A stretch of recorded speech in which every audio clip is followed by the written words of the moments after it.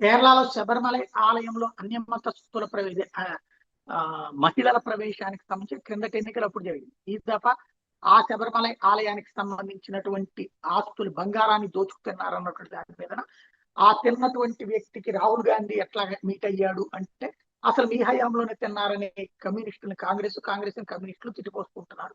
But అది ఎన్నికల ప్రచారంలో ఒక వన్ ఆఫ్ ద ఫ్యాక్టర్, అది కూడా ప్రచారంలో వాడుతున్నారు. బీజేపీ ఎదుగు ఇద్దరు దొంగలే అని చెప్పుకొస్తుంది, అక్కడ ప్రచారం చేసుకొస్తుంది. ఇంకొక వైపు తమిళనాడులో అయితే అరాచకాలే చేశాడు స్టాలిన్.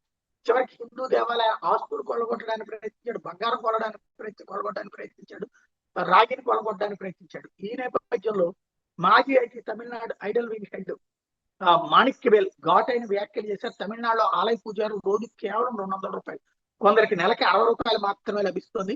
కానీ ఆఫీసుకు కూడా రాని హెచ్ఆర్ అండ్ సిఈ అధికారులు నెలకి 40,000 నుండి 80,000 వరకు పొందుతున్నారు. తమిళనాడులో దాదాపు 26,000 ఆలయాల్లో 15 ఏళ్లలో పూజారులు ఎవరూ ఉండని పరిస్థితి వస్తుంది. ఇది ఈ ఎన్నికల్లో కీలకమైన చర్చ కావాలని అడుగుతున్నారు ఆయన.